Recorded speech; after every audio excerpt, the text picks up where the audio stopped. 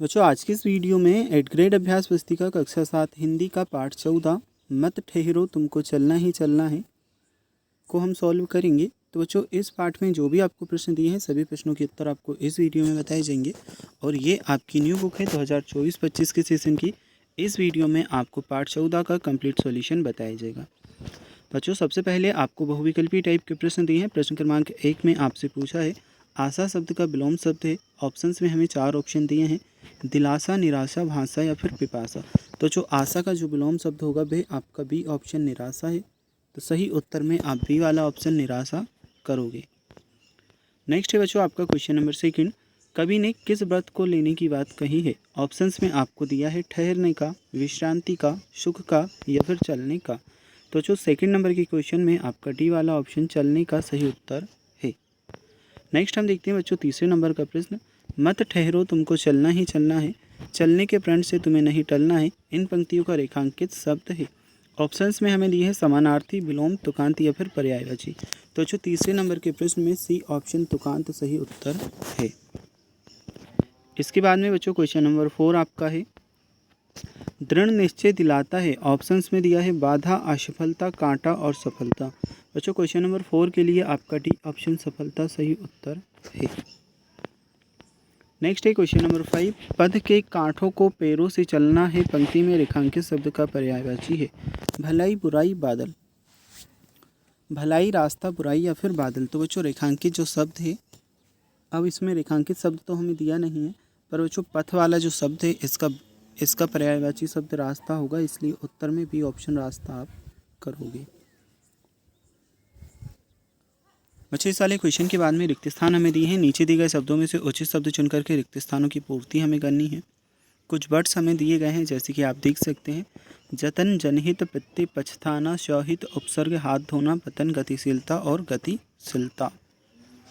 अब बच्चों जो 6 नंबर का क्वेश्चन है प्रकृति शब्द में प्रा उपसर्ग है, तो बच्चों इसमें आप करोगे उपसर्ग। नेक्स्ट है आपका 7 नंबर का क्वेश्चन, जीवन में का अधिक महत्व है। तो जीवन में गतिशीलता का अधिक महत्व है। बच्चों 7वें नंबर के प्रश्न के बाद में क्वेश्चन नंबर 8 आपका आ जाता है, कविता में गति को जीवन और विश्रांति को पतन बताया है। ठीक है, तो इसमें आप कर लोगे पतन। नेक्स्ट है बच्चों आपका, कवि ने जनहित के सांचे में ढलने का संदेश दिया है। इस प्रश्न के उत्तर में आपका आएगा जनहित। नेक्स्ट है बच्चों, अवसर खोकर तो सदा हाथ मलना है पंक्ति में हाथ मलना का अर्थ है पछताना। तो बच्चों इस प्रश्न के उत्तर में आप करोगे पछताना। अब बच्चों आपके अति लघु उत्तरीय टाइप के प्रश्न हैं, इन प्रश्नों को हम सॉल्व करते हैं। जीवन में आने वाली बाधाएं क्या देख करके वापस चली जाती हैं। तो इस वाले प्रश्न के उत्तर में आप करोगे दृढ़ निश्चय देखकर जीवन में आने वाली बाधाएं वापस चली जाती हैं। बच्चों इस प्रश्न के बाद में 12वां प्रश्न है, मत ठहरो तुमको चलना ही चलना है, कविता के आधार पर कवि कौन सा व्रत लेने को कह रहा है। तो जो 12वें नंबर के प्रश्न के उत्तर में आप लिखोगे कवि चलने का व्रत लेने को कह रहा है। नेक्स्ट है बच्चों आपका 13वां प्रश्न, पथ के कांटे किस बात का प्रतीक है, कविता के आधार पर बताइए। तो इस प्रश्न के उत्तर में आप करोगे पथ के कांटे जीवन की कठिनाइयों और बाधाओं का प्रतीक हैं।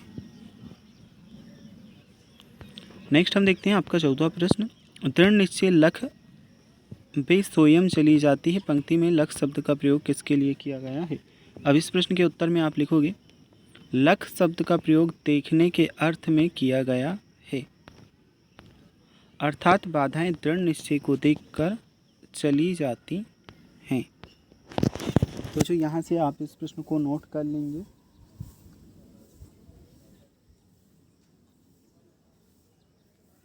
ठीक है, यहाँ तक आपका उत्तर रहेगा। चलिए इसके बाद में हम देखते हैं 15वां प्रश्न, लघु उत्तरीय टाइप का प्रश्न आपका है, जब चलने का व्रत लिया तो ठहरना कैसा, अपने हित सुख की खोज बड़ी छलना है, पंक्तियों का भावार्थ लिखना है। उत्तर हम लिखेंगे, जब हमने जीवन में आगे बढ़ने का संकल्प लिया है तो रुकने का कोई कारण नहीं है, व्यक्तिगत सुख की खोज केवल एक मृत तृष्णा है जो हमारे लक्ष्य से भटका सकती है।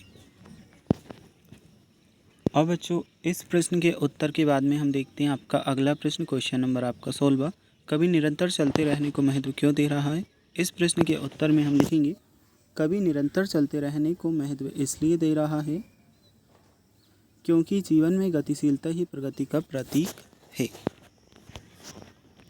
अच्छा, इसके बाद में 17वां प्रश्न है, कविता में निरंतर चलने का महत्व बताया गया है। आप पढ़ने का महत्व बताते हुए पंक्तियों की रचना कीजिए। तो 17वें नंबर के प्रश्न के उत्तर में आप करोगे।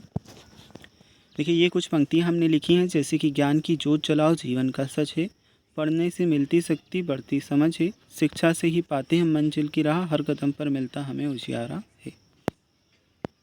अब बच्चों, इसके बाद में 18वां प्रश्न आपसे पूछा गया है, कर लिया काम भज लिया राम, यह सच है, अवसर खोकर तो सदा हाथ मलना है। उपर्युक्त पंक्तियों का भावार्थ और अर्थ स्पष्ट करना है।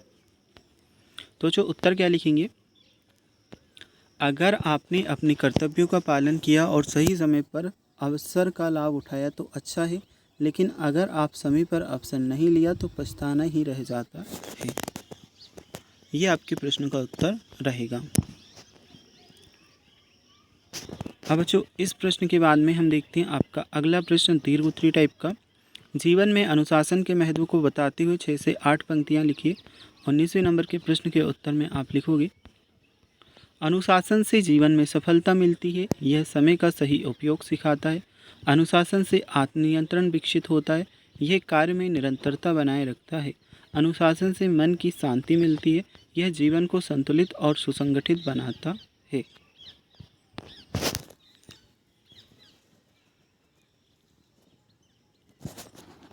अच्छा, इसके बाद में है आपका प्रश्न क्रमांक 20, मत ठहरो तुमको चलना ही चलना है, कविता का सार अपने शब्दों में लिखिए। इस प्रश्न के उत्तर में हम लिखेंगे,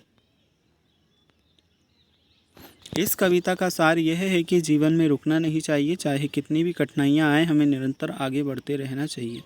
ठहराव पतन का प्रतीक है, जबकि निरंतरता सफलता की कुंजी है। कवि हमें प्रेरित करता है कि हम साहस और निश्चय के साथ चुनौतियों का सामना करें और अपने लक्ष्यों की ओर बिना रुके आगे बढ़ते रहें।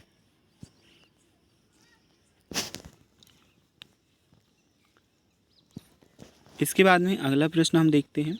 तो जो टोटल आपको 20 प्रश्न दिए गए थे इस पार्ट में, आपका ये पार्ट जो है कंप्लीट हो चुका है। अगर आपको इसके बाद वाला पार्ट जो है पार्ट 15 छोटा जादूगर, इसके उत्तर देखना है तो लिंक मिलेगा डिस्क्रिप्शन बॉक्स में या प्लेलिस्ट में जा कर के आप देख सकते हो।